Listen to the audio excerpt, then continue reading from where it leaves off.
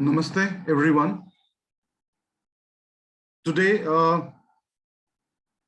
we have met after a long time, and this is a spiritual program which is meant to lift your spirits and make sure that amidst all the negativity that is surrounding us right now, is there a way to stay positive? Can we really, control our thoughts and make us think positively? What is success according to us and what it actually should be? So today's program is a program which I have taken from a very famous book by Deepak Chopra.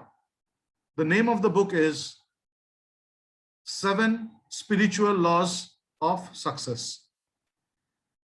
Now, to make everyone, focused and stay focused in the session, what I will do is I will be, putting everyone on mute so that we do not get disturbed by background music or anyone's background noise.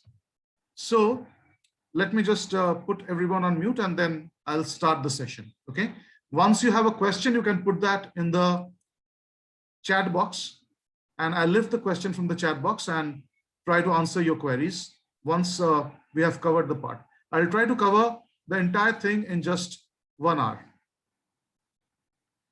So already, are you all set? So before I just put you on mute, I would, request every one of you to just come on the cam once and just make me feel that I'm not talking with the blank screen.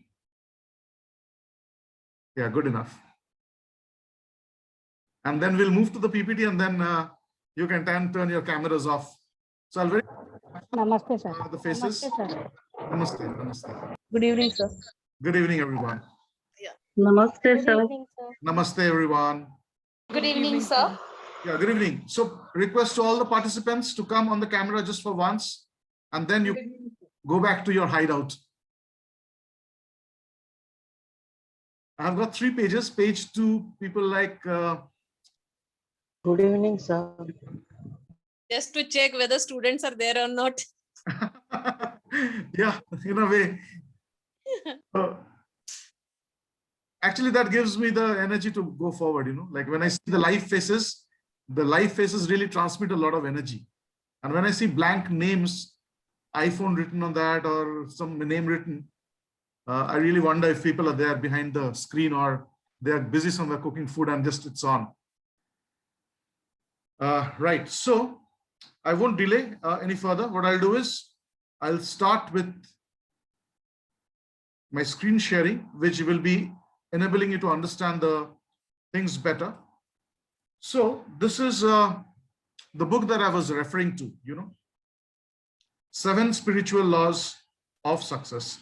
And as I said, put your messages in the chat box whenever you want to add something or you want to ask something.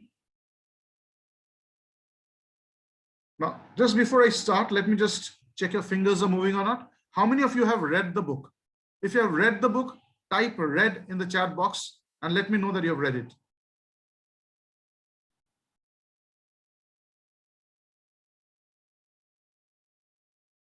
Let me check the chat box. Okay, no one has read it. Good.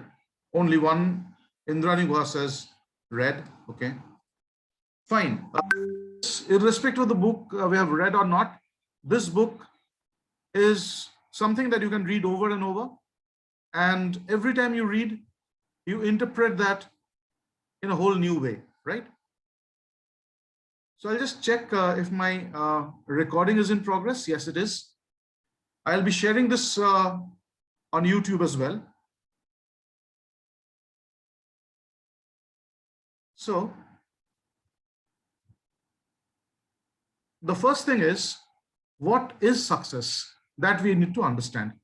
And when I mean spirituality, I do not talk about spirituality the way you are, used to understanding spirituality. Spirituality for me is not, going to any ashram or going to the Himalayas to practice it.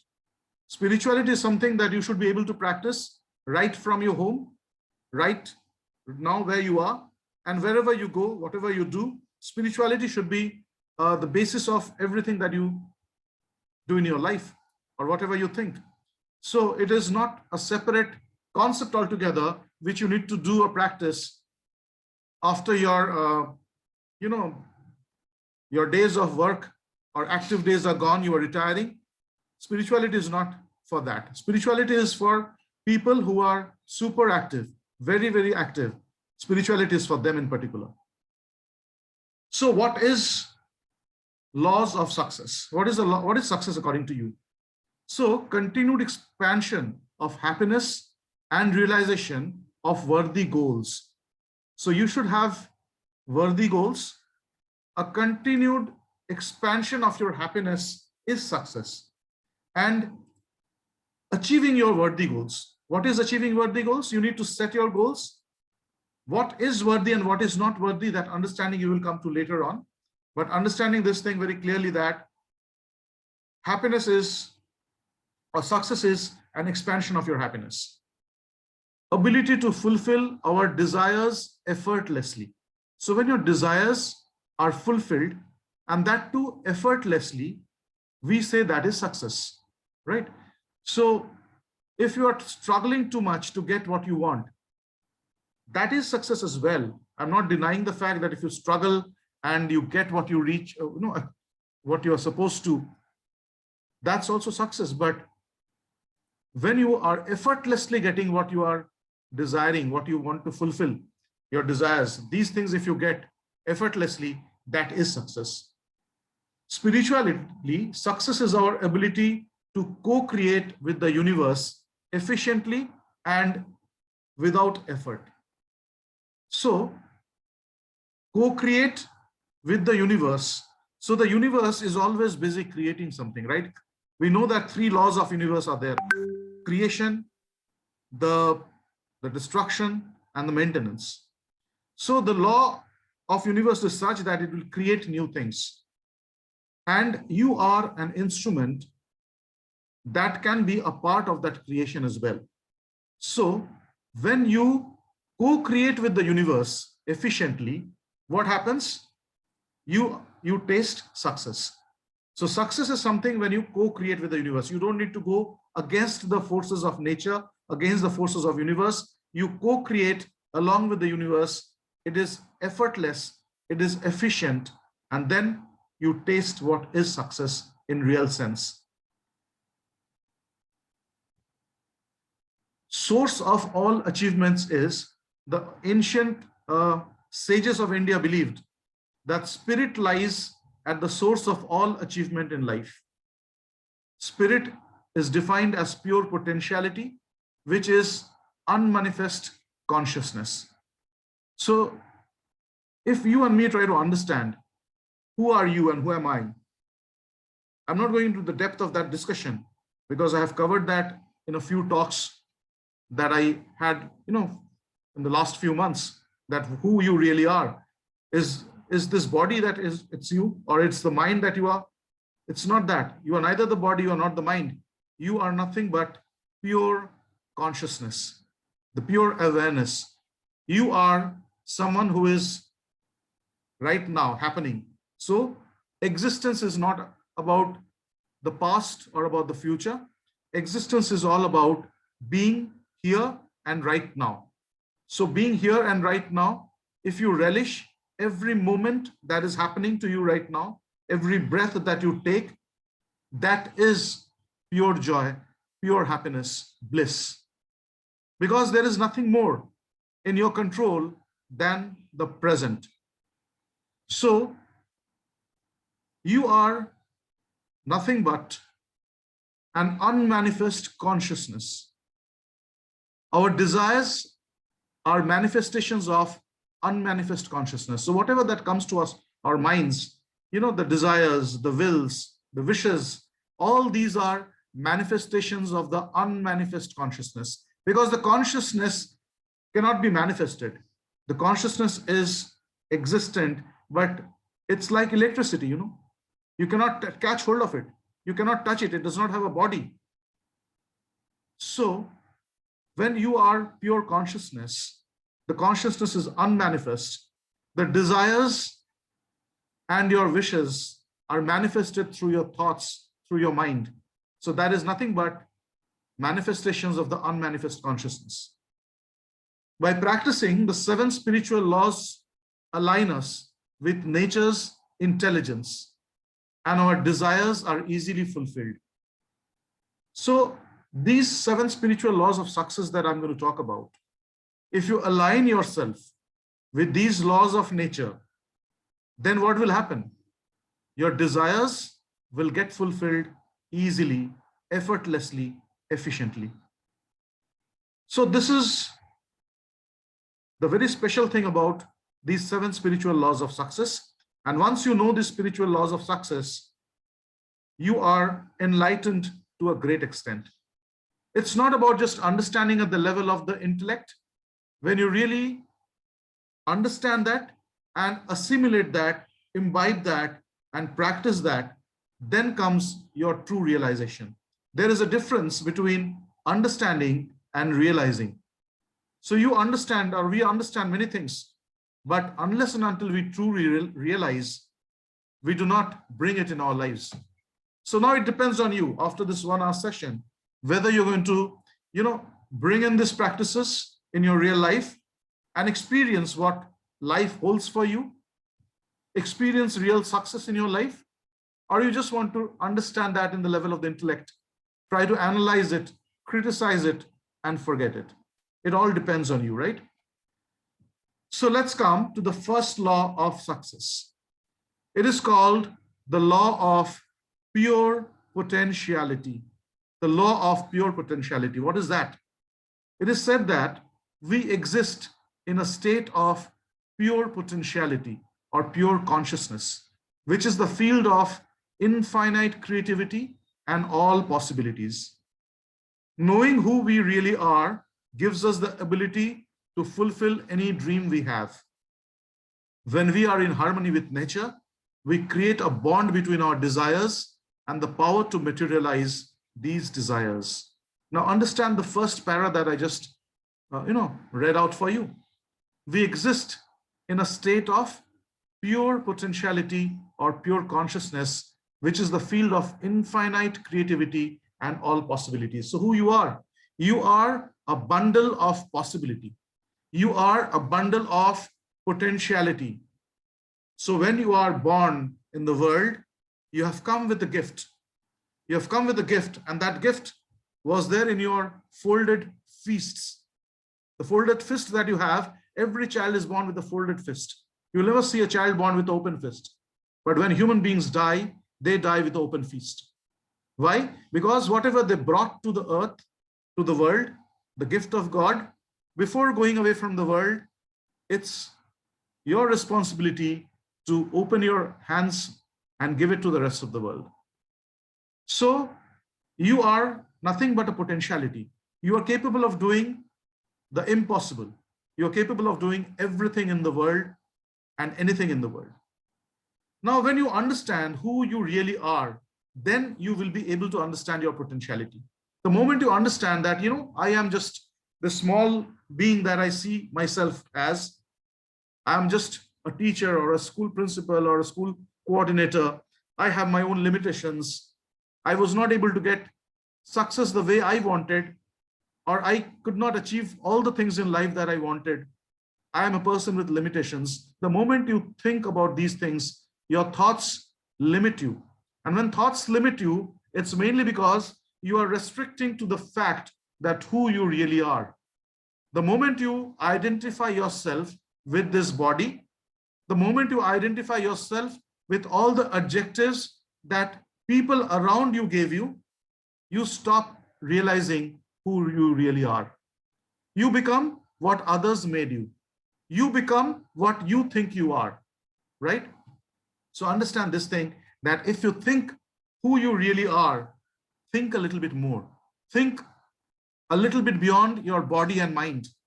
Try to think that if I am a pure consciousness, which is, a bundle of potentiality, possibility, capable of achieving anything and everything, then no one can limit you.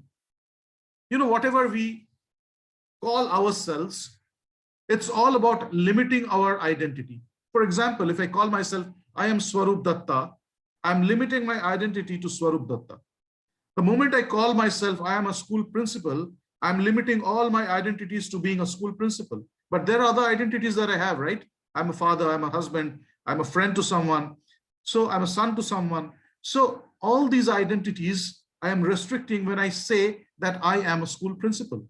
So whenever you draw a picture of yourself, you cannot draw your picture without closing it out with boundaries. Whenever you draw your picture, if I tell you, you draw your picture, a pictorial depiction, what you will do? You will draw a picture which is a boundary. So by drawing a boundary, you are trying to define yourself. So when you're defining yourself by drawing a boundary, how can you open up the potentiality that you really are? Dissolve the boundaries to realize that you are not restricted by the body and the mind, you are pure potentiality. So when you are in harmony with nature, and this is the nature's law of attraction, which I have covered in another session of mine. So when you are in harmony with the nature, you create a bond between your desires and the power to materialize these desires, as if like you are a mobile tower, catching the signal, and whatever thoughts that comes to your mind, it's being dissipated all around like signals, and these signals are sent to the universe, and whatever goes, it comes back in some form. So what is that form? That form is whatever you are focusing on, whatever you are thinking on, these things are where your energy flows. And wherever your energy flows, that expands. And whatever expands, that materializes in your life. So by just realizing that I'm nothing but a pure potentiality, you give a scope of not limiting yourself by drawing a boundary around you. You are opening yourself up to the entire universe. You are the entire universe. Understand that. There is nothing that can restrict you. So you will ask me, so then how to practice the pure potentiality? So practicing the law of pure potentiality is take time each day to be silent, to connect with your spirit, to just be. I told you everything that is happening now. Everything is in the present. So just be. Just do not do anything. Drop whatever you are doing. Take some time each day to be silent and connect with your spirit. Connect with your spirit. Just be silent. Just feel. Just feel. Practice non-judgment. Begin the day with a resolve to not judge anything that occurs. We are all full of judgment, This is happening wrong. That is bad. So many people dying. How can God do this to the world? So all these complaints are something that we are full of. And if you are full of complaint, you are not able to communicate with the spirit, because your entire thought is overshadowed by all these complaints and judgments. So practice being non-judgmental. Do not judge people. Do not judge situations. Do not judge God. Do not judge the forces of nature. So begin every day by being non-judgmental. Commune with nature. Watch a sunset. Listen to the ocean, or simply smell the scent of a flower.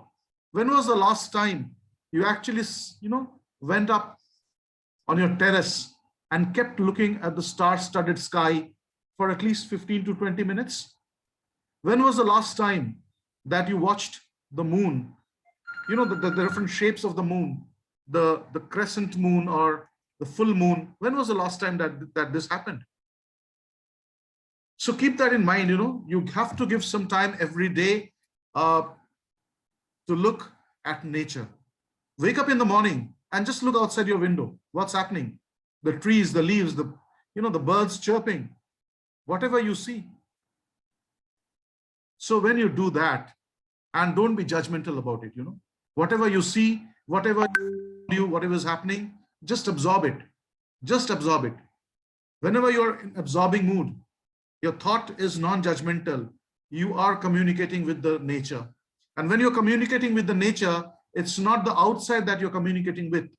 You are becoming one with the entire universe. And when you become one with the entire universe, you grow. You are not restricted anymore.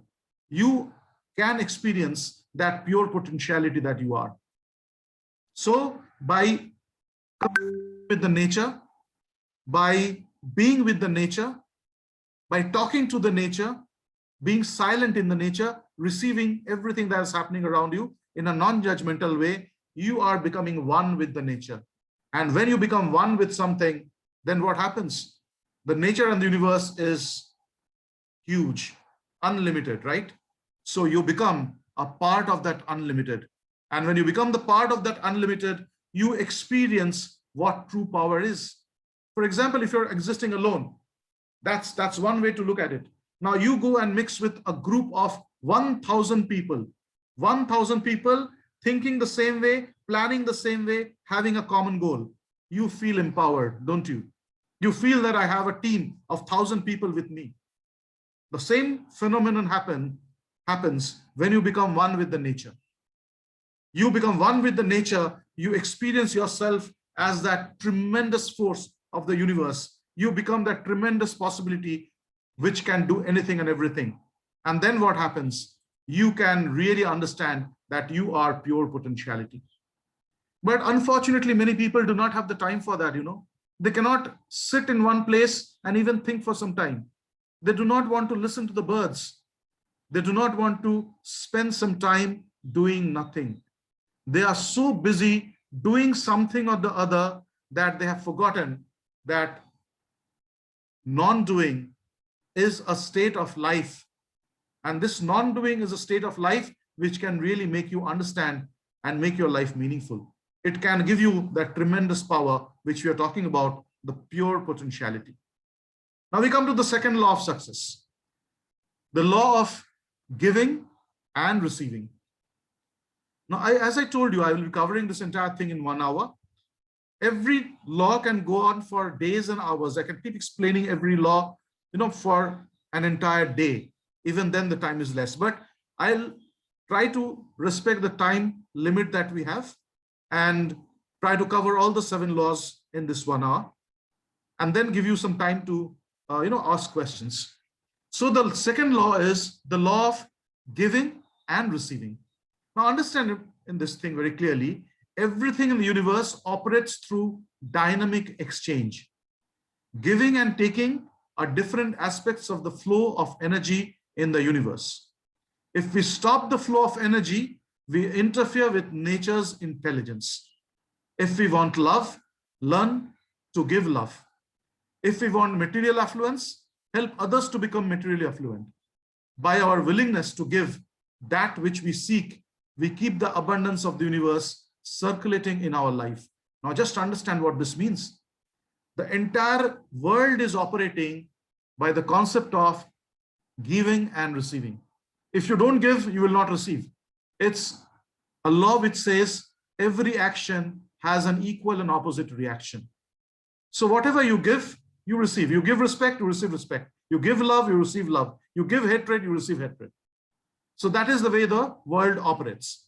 And this is the way everything in the universe moves. And you and me cannot change that law because it is not in our control. We can best use this law. Just like we know that the gravity exists, the law of gravity is there. You and me cannot do anything about it, right? We cannot change the law of gravity. But what we can do is we can best use that law of gravity. So by using the law of gravity, there are so many sports that we play. Using the law of gravity, we construct houses. Using the law of gravity, we walk on the surface of the earth. And even using the law of gravity, we have learned how to fly. So all these things we are able to do because we have understood that there is a law of gravity that exists in the earth. Similarly, the law of giving and receiving, if you understand that this law is there, what will you do? You will understand that once you give something, you are getting ready to receive the same thing, So isn't it wonderful that if we stop the flow of energy, we interfere with nature's intelligence. So we cannot interfere with nature's intelligence. I always say my acronym of God is Grand Overall Design. God is not like, Shiva or Jesus or Muhammad, something like that. It's not like that. We see him in different forms, but according to me, God is grand overall design. Grand overall design, the way the universe is being run. And that design you and me cannot change. So if we want to get material affluence, you have to give to others as well. By hoarding money, by holding it to you, you cannot become rich. Only those people become rich who allow the money to flow. It is said that Lakshmi is Chanchala. If we go by Hindu mythology, Lakshmi, we say, is Chanchala. It keeps moving. You cannot keep Lakshmi, chained in one corner of your house. You have to let it go. So how to let that Lakshmi go? You have to let Lakshmi go in proper way by helping others, by investing in meaningful projects, donating, charity. All these things are the way in which you say to the money, you are releasing the money by telling that money that, here you go, I'm releasing you, and come back with your friends. So when you do that, the money that goes from you and finds that you have released him, you have not tried to cage him down, that money goes and brings a lot of money along with it and brings to you. Because money knows that with this person, we are free. We will travel. So this is what is the law of giving and receiving. And it's not only about materialistic things. It's also about, as I said, the love, the respect, the care. All these things are reciprocated. So how to practice the law of receiving and giving?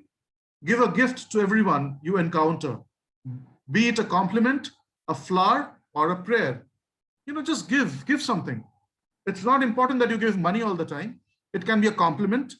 By just telling someone you are looking wonderful today, you can really make that person feel great. By just complimenting the person, you can make the person happy for the entire day, and he will remember you. He or she will remember you his or her entire life. That was the compliment that you gave him. Gratefully receive every gift that life offers you. Be open to receiving, whether it be a material gift, a compliment, or prayer. So you also be receptive to the gifts that life has to offer you. And you never know in what form the gift comes. The gift can be wrapped and you may not be able to see what is inside. But the moment you unwrap that thing, you will find a wonderful present that is there. So why we call it present? Present is now, right? So whatever is happening now, that is present. So whenever you get a gift, it's wrapped up with something. You open the wrappers, you reach the present. So when you unwrap the past, you unwrap the future, you do not have anything else in your mind. When you're focusing only on the now, you can really enjoy the present that is there for you right now.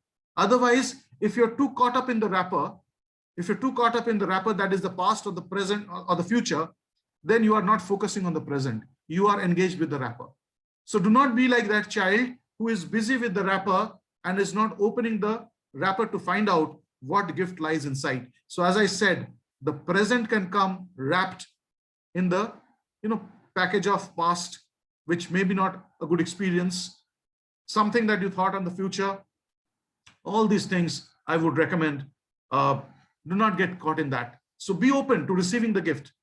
Life is offering you a gift. You may not recognize it all the time, but it is a gift for you.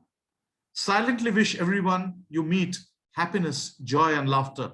You need not be vocal about it, You can just silently wish joy, laughter, happiness for everyone. And what happens when you wish? Your brain starts,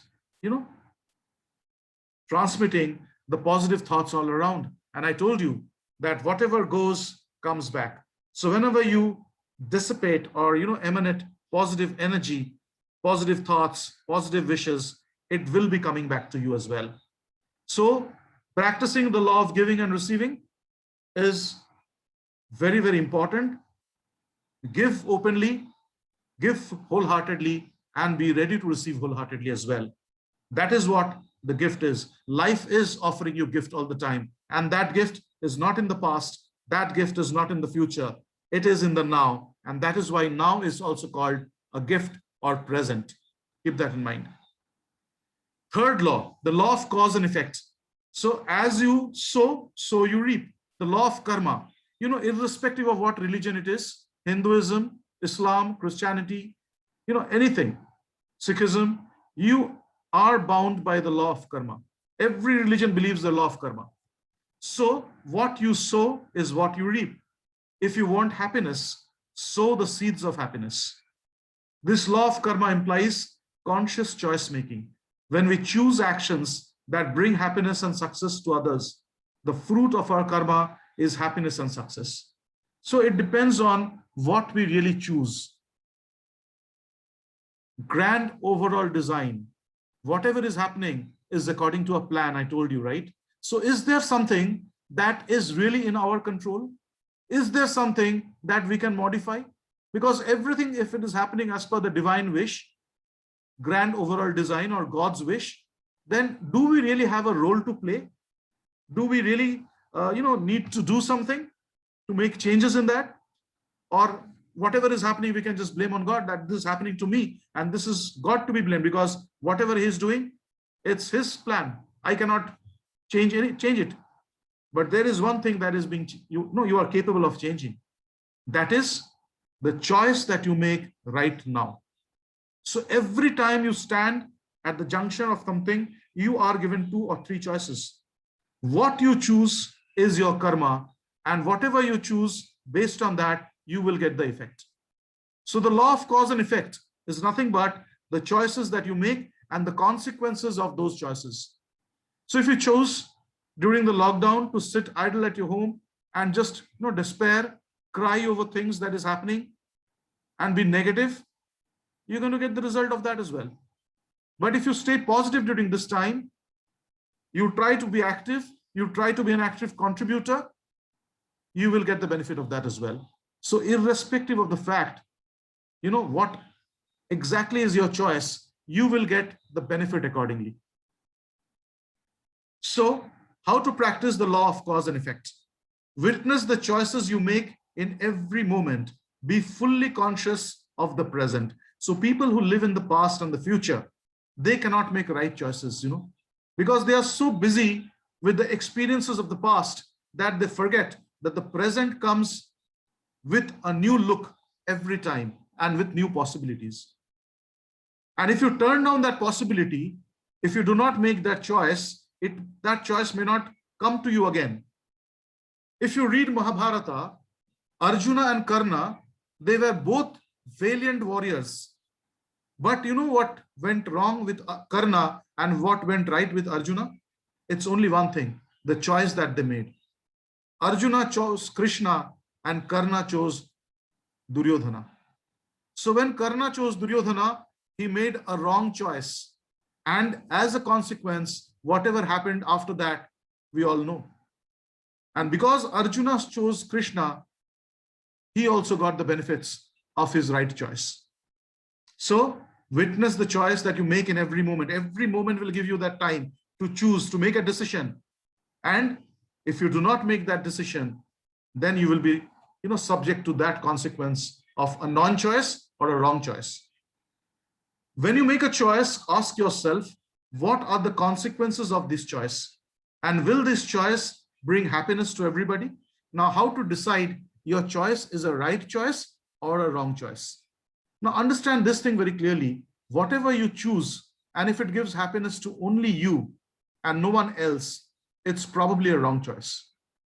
But if it is something that you are choosing, which will give happiness to people around you, to people all around, everyone, not a chosen group, not chosen few, but humanity and the world in general. If you can make a choice depending on the thought process where you are trying to make the decision which is beneficial for the whole world, that is the right choice. Even if you think for the benefit of a small community, it is not the right choice. And that is the reason, despite people knowing all the Vedas, the Quran, the Bible, they fight with each other in the name of religion. Why do they fight in the name of religion? Because they are restricted to the benefit of a chosen few, a group of people. The moment you start thinking and dissolving that group and making it to a wider group, the entire world, the entire universe and become a part of the entire universe, you will find no difference between you and a Christian or a Muslim. And then what happens? Whatever decision you take, that decision is based on, a right choice. Ask your heart for guidance and be guided by its message of comfort or discomfort. Go ahead, only if the message is comfortable. Your heart will tell you. Your heart never lies. So whenever you will make a choice, even if the mind is clever, the mind will think, yes, I have done this. This is the right thing to do. I should have done this way only. It will give me benefits. It will give my group a lot of benefits. And why shouldn't I think this way? Everyone else thinks. So you can justify your choices many times. But the moment you justify your choice, what you are doing is you are actually cheating your heart. Your heart will tell you, you don't need to justify. Your heart will tell you whether you made the right choice or the wrong choice. You will be comfortable with your choice. And if you are not comfortable with your choice, then you have to understand something is terribly wrong.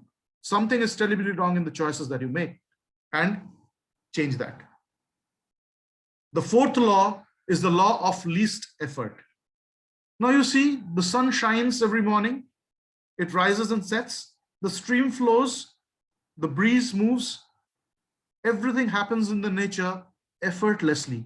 There is no effort, Such a big phenomenon like the sun rising and setting.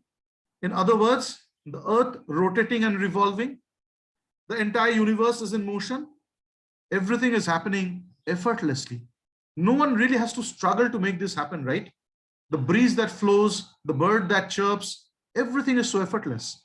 So nature's intelligence functions with effortless ease, carefreeness, harmony, and love. It does less and accomplishes more. So because it does less, it is in a state of non-doing. Non-doing means not inaction. Non-doing basically means you are not forcing yourself to do something. It's happening naturally. We tell he is a natural cricketer. Sachin Tendulkar is a natural cricketer. What does it mean? He does not have to do a lot of effort to hit a six. With a flick of the wrist, he will hit a six. He becomes a natural player. It's an effortless shot. So the players whom you love to watch are the ones who play effortlessly. Singers like Kishore Kumar, he didn't have to try hard to sing, right? Effortless singer, a natural gift. He just took the microphone and started singing, and it's melody all over. He didn't have to try hard for that. So anything in the nature that is natural is effortless. You do not have to try hard for it. So why we are trying to slog, why we are trying so hard to reach certain things or goals, try to make things happen according to our wish. By doing that, we are trying to control things. Change nature, the laws of nature. And once you try to change the laws of nature, you are getting resistance. And that resistance that you face, it takes a lot of energy to overcome that resistance. And you may not be able to overcome that as well, because it's nature. So understand one thing, flow with the nature and let your thoughts be in harmony with the nature. Now, when I'm telling that, what do I mean? What I mean is all those thoughts which leads to struggle, all those thoughts which make you slog hard, all those thoughts which makes you do things not effortlessly in a form of struggle, you can stop doing those things. Trust me, life will still move on. Least effort is expended when our actions are motivated by love, because nature is held together by the energy of love. So when you do things out of love, you do not really have to struggle hard. People give their life in love. The soldiers who are fighting in the borders, how they die so effortlessly. You and me, we are afraid of death. We are afraid to go out of our house, that corona is waiting. And if we get infected, what will happen? We will die. But these soldiers who are fighting in the border, these, Kshatriyas, the policemen who are standing and managing the traffic, it's not purely duty that they are doing. It's the love for the countrymen that gives them the motivation to, face the bullets in a border and die with a smile on their face. So out of love, even if you die, that death is effortless. So think, if death is effortless out of love, whatever you are doing apart from dying, it can be effortless as well. You can do hundreds of things out of love effortlessly. Out of effortlessness, the freedom fighters came forward and gave freedom to the people of India. So all these things are done effortlessly. I don't think Mahatma Gandhi or Netaji Subhash Chandra Bose had to try too hard to do what they have done. They have done because they have done it for the love of the countrymen. And when they have done for the love of the countrymen, never in their minds the factor that I'm doing something, I have to struggle hard, I have to slog for it ever came. And that is the reason they were able to do so much. Harmony and love enable creative use of energy and easy achievement of our desires. So whenever we are in harmony with the nature and we have a love for things and people all around us, we can do things effortlessly. Now, how to practice this? Accept people, accept circumstances and events as they are in this moment. Remember, this moment is as it should be. No moment was more perfect than right now what is happening. Whatever is happening right now, whatever way it is happening right now, it is perfect. It cannot be better than this. So when you understand this, you become effortless. So by accepting the circumstance, by accepting the people, you are practicing effortlessness. Because the moment you do not accept, the moment you resist, you are not in an effortless way, moving in an effortless way, you are putting some effort. So moment you put effort, moment you resist whatever is happening right now, moment you do not accept whatever is happening right now, you are creating a lot of effort on your part, and that is not worth it. So accept whatever is happening, accept with folded hands that this is the best thing that could have happened right now, and experience it. Take responsibility for your situation without blaming anything or anyone, including yourself. Don't even blame yourself for anything that is happening. Don't blame God for what is happening. Don't blame the government. Don't blame China. Don't blame anyone. Right now, whatever is happening, you accept it. Yes, it is happening this way. And that is the way it is. And there are many things that has positive that has happened. I'm pretty sure that each one of you have experienced a lot of positivity in the corona as well during this COVID time. You have got the time to spend with your family you never spent before. You have got the time to do things you have never done before. The world has got the time to repair the depleted ozone layer. The migrating birds are coming back. The rivers are again flowing without any pollution. The weather has softened out. The intense heat of summer. I'm right now sitting in Malkapur, and in the month of May, I'm not experiencing the same heat which I experienced 2 years back. A lot of things are positive for sure. Not everything is negative. So whatever is happening, accept. Every problem is an opportunity to take this moment and transform it into a greater benefit.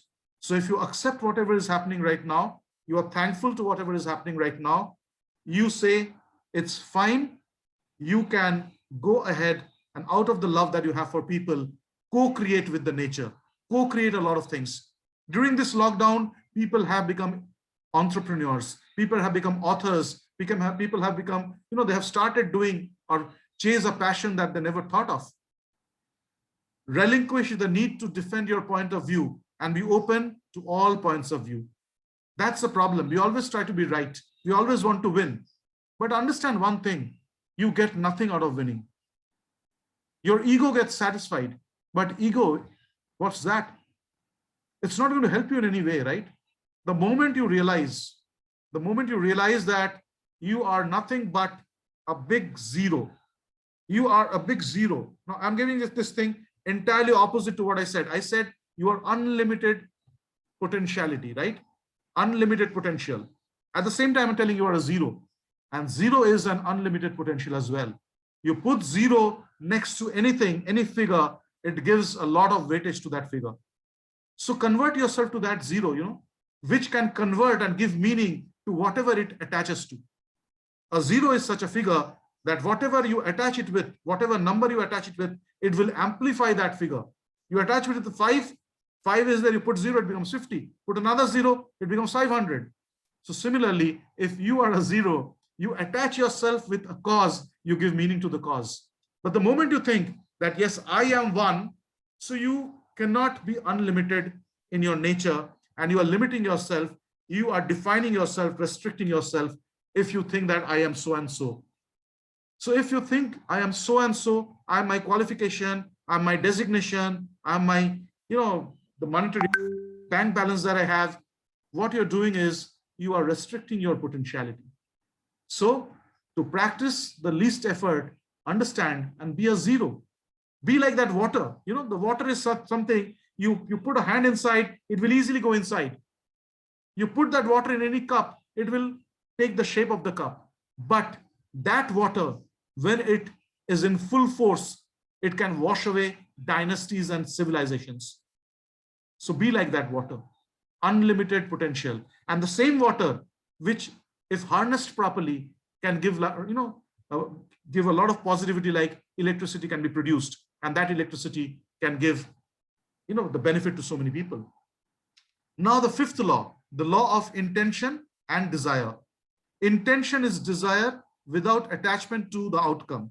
By releasing our intentions and desires in the field of pure potentiality, we activate its infinite organizing power to work for us. Relinquish our attachment to the outcome. Expect our desires to be realized when the time is right. Let the universe handle the details. We all know, right? Karmanne vadhikaraste mahaphaleshu kadachana. What does it mean? That leave the results. Do not be focused on the result, because the result is the future.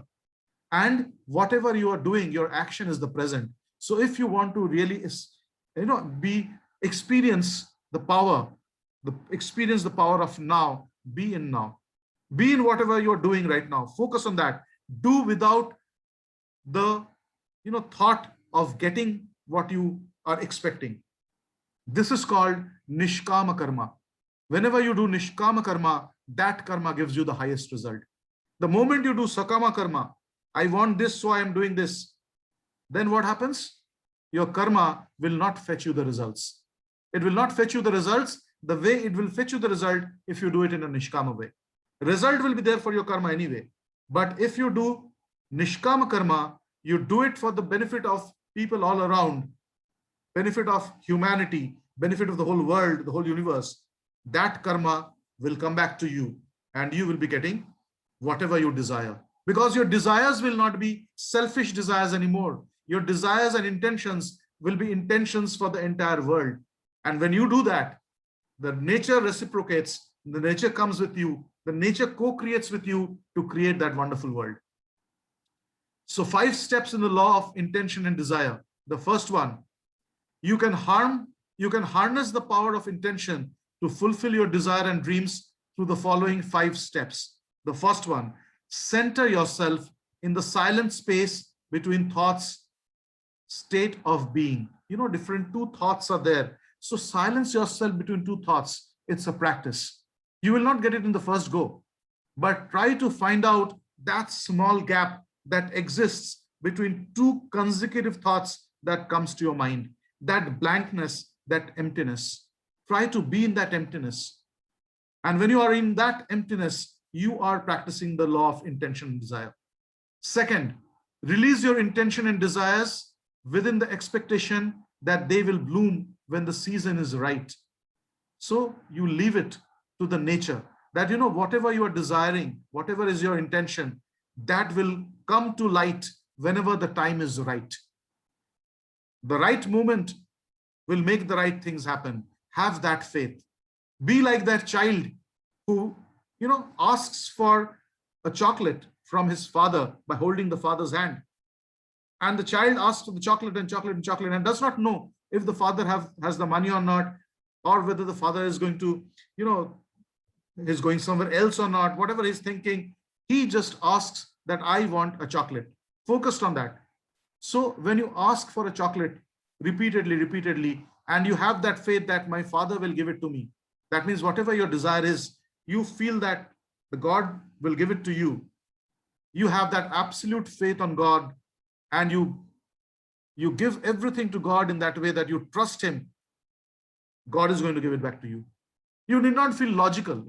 People get logical. If I ask from God that I want to create a business, how can God give me? I don't have a capital. The moment you go into a logical frame of mind, it will not happen. You have to be like that child, forget about the logic, and the child asks for the aeroplane. Father, I want an aeroplane, give it to me. Father, I want that big car, give it to me. Be like that child, and your Father will give it to you. The Father of the heaven will give it to you. Trust me, that is what a trust can do. So Bhakti Yoga is something that is trust by going beyond logic. Your logic restricts you. Your bhakti or your trust, your faith, expands you. Third, keep your desires to yourself. Do not share them with anyone. So keep your desires to yourself. You do not tell others, 100 people, that whatever you desire. People will tell you all these are wrong things. People will tell you why you are wrong. Do not tell them your desire. Keep your desires and wishes and intentions to yourself. Relinquish your attachment to the outcome. So as I said, detach from the outcome. Keep doing. Keep working towards your desire. Keep going towards it. Do not always think that if I'm going to get it or not, will it come to me or not? Forget about that. Keep going. And then let the universe handle the details. Now I come to the sixth law, this practice of the law of intention and desire. What you need to do is, as I said, do not tell it to others. So what you can do, make a list of your intentions and desires. Look at the list before you're going to silence, sleep, and after waking in the morning. So make a list of things. This is your list of desires that you have. Write down one after another. If you want, you can paste pictures. You have to give a shape of an image. You give a shape of an image. But look at it before you go into silence, before you go into that state of between two thoughts, before you go to bed to sleep. Look at that desire of yours written on a notepad. And after waking up in the morning, look at, that desire. The first thing that you look at when you wake up in the morning is the mobile phone. It spoils your entire day. It has been said in Hinduism that when you wake up in the morning, do your palm like this and look at your palm. Look at your palm, because in your palm, there is Lakshmi, there is Saraswati. So keep that in mind, that it's a mythological saying, but what it is meant is, instead of looking at a mobile device or anything else, look at yourself. Look at your hand. Okay? Look at your thoughts, observe your thoughts, and then look at your intentions, the notepad that you have created. Then release your desires to the field of pure potentiality, trusting it to handle all the details and bring you results when the time is right. Practice present moment awareness in all actions and refuse to allow obstacles from taking. There are 100 things which will tell you why this is not possible. There is one thing that will tell you why it is possible. And you follow that one thing.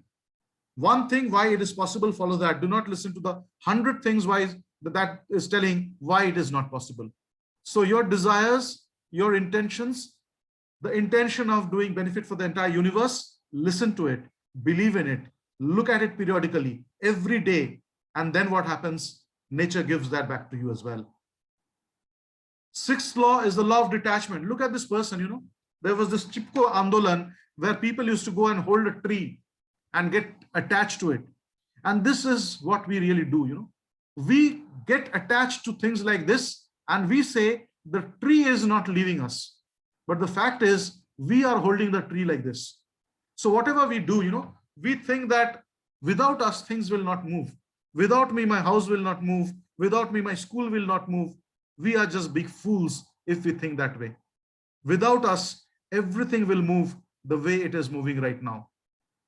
Just if you do not understand this with a lot of, deeper thoughts, look at the school which you worked for earlier, left, and you have joined a new school. Is that school not functioning properly? Is that not happening?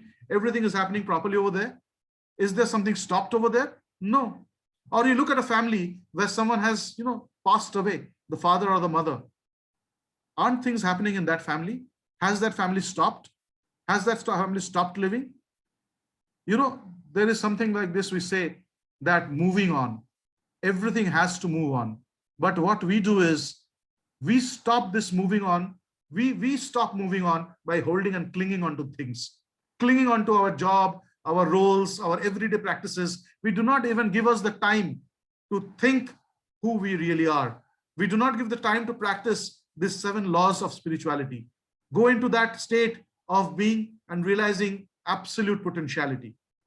So the 6th law of detachment says the way to acquire anything in the world is to relinquish our attachment to it. We do not give up the intention or the desire. We give up only the attachment to the outcome. Anything we want can be achieved through detachment, because detachment comes from our unquestioning belief of the power of self. So when you have the unquestioning belief on the power of self, what will happen? You will not be attached to anything. You be like this entire world. They are not attached to anything. There is a tree, you cut off the tree, the nature does not complain, right? You put another tree over there, the nature does not complain as well. So understand this thing, that whatever is happening, nature accepts that and nature moves on. Nature moves on. Nature may react in a different way, which you and me may not like at times, but irrespective of what you do to the nature, it accepts. You bring a chair and put somewhere, it allows. You remove that chair, it allows. So it doesn't stop you from doing anything, because it is detached to everything. Whatever is inside nature, nature is not attached to that as well. So be like nature. Do not be attached to anything or everything that you have in your life. The moment you practice the law of detachment, you get the benefit of everything. So practice the law of detachment involved. So practice detached involvement. Let go of your idea of how things should be. Be alert to the opportunity within every problem. Accept uncertainty as an essential part of your experience. Solutions will appear spontaneously. Remain open to all possibilities and enjoy every moment of your life. So when you are detached, when you are, just letting go everything, what will happen? You will be remaining open to all possibilities. And whenever you're open to all possibilities, the possibilities will happen to you. But if you're restricting the possibilities, you will not get the success, or nothing will happen, good for you. So keep that in mind. So for good to happen, open up the possibilities, and to open up the possibilities, practice detachment. Moment you are attached with something, if you have something in your hand and you're holding it too tight, you cannot open your hand to receive something new. So to open your hand to receive something new, drop what you have in your hand and keep your hands vacant. Do not be attached. That is the key. And finally, we come to the 7th law, the law of dharma. According to the law of dharma, or purpose of life, we are spiritual beings who have taken the physical form to fulfill a purpose. It has 3 components. So understand, ladies and gentlemen, we are not humans on a spiritual journey. We are spiritual beings on a human journey. And everyone who is on this earth is for a purpose. And it has 3 components. The first one is, each of us has to discover our true self. So self-discovery, enlightenment is the first step that you all have. You need to achieve. Gautam Buddha, sitting under that Bodhi tree, got enlightenment, left his kingdom in search of truth, and he became the Buddha. What is that? Discovering or realizing who you truly are. And for that, you have to sit and you have to close your eyes and be in silence. Be in silence does not mean stop talking. Be in silence means silence of the thoughts that disturb you as well. Second, each of us has a unique talent that no one else has. So realize, what is the talent that you have? What is the talent that you are born in this earth with, that God has sent through you? You need to distribute that talent or gift to everyone else. You have come to distribute that gift. So identify the gift. If you have not identified the gift and died without identifying what gift you brought in, you are doing a great injustice to your entire life. So people realize that my gift is, I am here to make movies. I'm here to write books. I'm here to play cricket. I'm here to do something else, draw a picture, whatever. Or I'm here to help people, realize their own potential. Some people think that is the gift they are born with. And the third one is we are here to serve our fellow beings with our talent so that we can experience the ecstasy and exaltation of our spirit. This is the goal of the goals. So understand that whatever, first is realize who you are. Second is realize that what you have come to the world with, what is the gift you have brought along with you, identify the gift. And the third is use that gift for the benefit of others and help them realize their gifts. So this is the true dharma. Religion or dharma is not about only Hinduism, Islam, or Christianity. This is dharma, where you have the realization of who you truly are. Practicing the law of dharma, nurture the divinity within you, the spirit animating your body and mind by being consciousness of timeless being in the midst of time-bound experience. So experience that timeless being that you are amidst the time-bound experience that you have. It's timeless, you are timeless. You existed even before the world existed, and you're going to exist even after the world ceases to exist. You are that absolute consciousness, which is not the body, which is not the mind. So nurture that divinity in you. Understand the timeless potential that you have within you. Second, make a list of all your unique talents. Then list all the things you love to do while expressing these talents. So once you have identified your talents, then find out what are the different things you can do with those talents. Ask yourself daily, how can I help and how can I serve?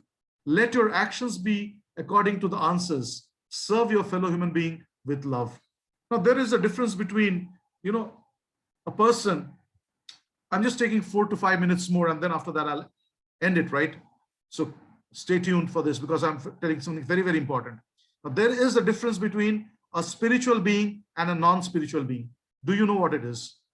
The difference is a spiritual person will close his eyes and he experiences peace within, a happiness and peace within. When he opens his eyes, he will ask, what can I do for you? On the other hand, one who is a non-spiritual person, he will close his eyes and his mind is full of disturbance. He cannot close his eyes. He is bound to open his eyes within 5 minutes or 2 minutes. And then when he opens his eyes, he asks, what can I get for myself? So that person asks, what can I do for you? This person asks, what can I get for myself? So that is the difference between a spiritual human being and a non-spiritual human being. Now in Gita, if we understand Gita, if there is one shloka that Sri Krishna told Arjuna, that is the entire philosophy of Gita, that is Ma Manusmara Yuddhacha.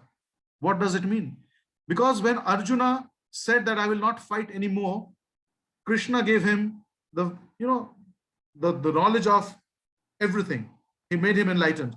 Now when Arjuna became enlightened, now he tells Krishna, I was earlier fighting the battle to get things for my brothers, but now that you have told me that I do not exist and there's no difference between me and you and Duryodhana, everyone is one spirit, then I do not have any reason to fight at all. Why should I fight myself who is standing the other side of the battlefield? So I right now don't want to do this. I want to get away from here and go to Himalayas and go for tapasya. Krishna said, no, this is also not spirituality. Spirituality is you remember in your mind, Ma Manusmara, you keep me in the back of your mind that yes, this is the real life, but you do your actions. Yuddhacha means, cha means and. So you keep in your mind the theory of philosophy on the spirituality, but you keep fighting the battle because that is what you're supposed to do. So this is the practical life, ladies and gentlemen, that Ma Manusmara Yuddhacha. So when you're fighting the battle, you're fighting, the practical life, lead the practical life, but your practical life will not have meaning without keeping that spiritual component in your mind, at the back of your mind. Ramakrishna Paramahansa said, it's like that child who holds the pole and revolves all around. You must have seen there is a game where there's a pole, the child holds the pole and keeps revolving in the air. And the child knows that if I leave the pole, I'm going to fly off in all directions. So our actions are like this, Spirituality is that pole that we should all hold it to. And then rotate. Whatever you are doing, if you keep doing by holding that rod of spirituality, you will not deviate. You will not drift away. But if you leave that spirituality pole, you cannot justify your actions. You will drift away. So this is the law of practicing the dharma, understanding the divinity within you, and understanding and realizing the true potential. So epilogue, the last thing is the 7 spiritual laws govern the actions of the universal mind, which choreographs everything in the universe. By practicing these laws, we can manifest anything we want. These are also spiritual laws of life. Everything in life is an expression of the plus unfolding of spirit. True success is to witness the unfolding of the divinity within us and experience every moment of life as miraculous expressions of divinity. Share everything with love and caring so that we create abundance and joy for one another. So with this, we come to the end of the 7 spiritual laws of success. Now we'll have a little bit of interaction if you want. So I hope you are all there and come back to life. Yes, sir. It was wonderful, really wonderful. Excellent, sir. Very nice. Thank you very Excuse me, much, sir. Thank you Wonderful very much. session, sir. Excuse me, Wonderful sir. session. Thank you so much. So I would recommend each one of you order this 7 spiritual laws of success. Sanjeevani. It's available on Flipkart. Probably one. Hello, sir. Yeah. Who is it? Sir, I would like to ask you the 6th law, the law of detachment. Yes. Yeah, sir, I could not understand properly. So, is it possible for you to just? Yeah, sure. Understand one thing very clearly, that detachment means what? Detachment means releasing, right? So releasing anything, unless and until, as I said, if I'm holding this mobile phone in my hand, I'm attaching myself with the mobile phone. My hand is holding this. Can I get something new? If you tell me that I'm going to give you 1 lakh rupees, sir, take it. As long as I'm holding this mobile phone, will I be getting that 1 lakh rupee or will I be able to take it? No, I have to let it go to accept something new, right? So detachment is when you keep yourself free. Because if you attach to something in particular, you are closing yourself for every other thing that is coming your way. So do not get attached to something in such a way that you stop seeing whatever is coming your way. That's the first thing. The second way of looking at detachment is that when you are too attached with the consequences, you are too bound with the outcome of the thing, you are only focusing on the result of the thing, then you cannot do the thing and enjoy that particular work in particular. So when you are doing a work in particular, you have to detach your thoughts from the outcome. So people are going, they're going on the stage to speak. They are thinking, what will happen if I forget? What will happen if people do not clap? What will happen people if they bring me down from the stage? So if they think that continuously attached with that thought, what will happen? Will they be able to deliver a wonderful speech? But when they are not thinking of anything else, they're focusing only on the speech, that come what may, I will do my work properly. Whether people like it or not, that is their problem. I will do my thing properly. He is attached only with whatever he's doing right now. Then he does not have the fear of losing. When fear of loss is not there, you can do things. That is what is detachment. Thank you so much, sir. And Thank you so much, sir. practicing, you need to practice that. Detachment is practiced by detaching yourself from every work. So 15 minutes meditation that we say. Why do we tell that? Because detach yourself for 15 minutes to start with. If you're not able to detach yourself for the 24 hours, even 15 minutes, then it is not worth it. Yes. Keep that in mind, detach. Then why we say do charity? Detach yourself from the wealth that you're holding. Do not attach, give to people. When you detach yourself from wealth, it will come to you. Why people go for a tirth yatra? Detach yourself from your family. Sannyas, sometimes people say that go to the forest, go to the ashram. Why? Detach yourself from your daily practices. If you are too bound with that, you cannot again experience life. So yes, your pattern. Every time we are getting caught in a pattern, unless you break your pattern, you detach from your pattern, you cannot experience life. And life is not a pattern that you and me have made up. Life is a pattern that is unpredictable. So be with that unpredictable. Thank you so much, sir. Sir, thank you, Thank sir. you. We 1 just minute. enjoyed the session, sir. And with your session, sir, we cannot afford. I mean, it has never happened. I've attended 2 to 3 sessions of yours. First was NEP, and then Right. Yeah. second, that gratitude one I had attended. And now this is the third one that I've attended.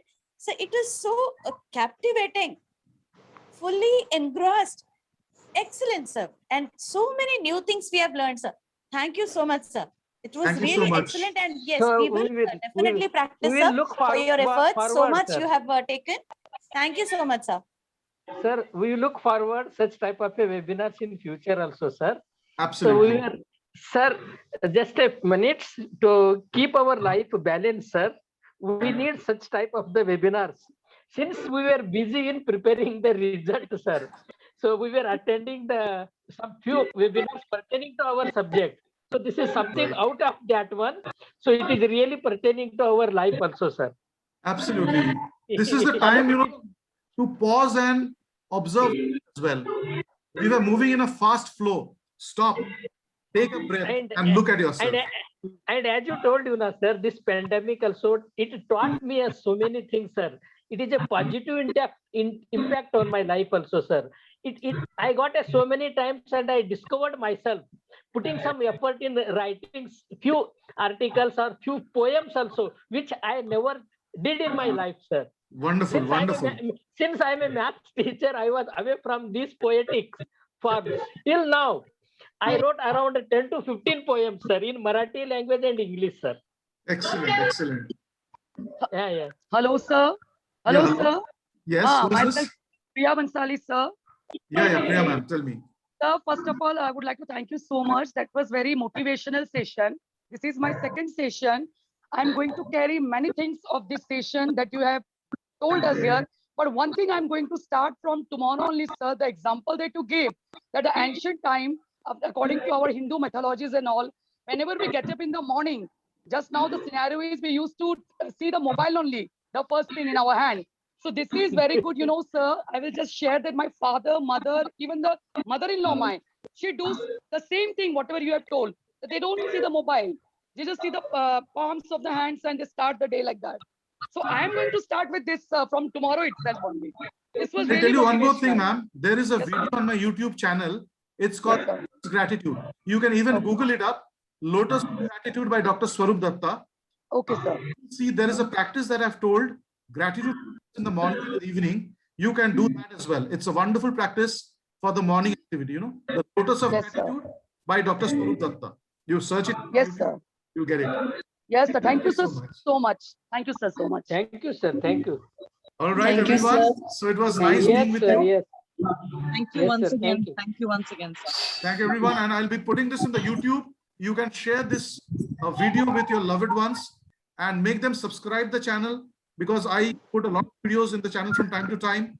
So small 5 minutes videos, or at times I put whenever it comes to my mind. So ones who are connected with the channel, they will be, getting those benefits of knowing things in bits and pieces also at times. So everyone have a great weekend. And Thank you, make sir. sure that you practice the 7 laws of success. Thank you so much, sir. Namaste. Bye-bye, everyone. Namaste. Bye. Thank you, sir. Thank you very much. Thank you.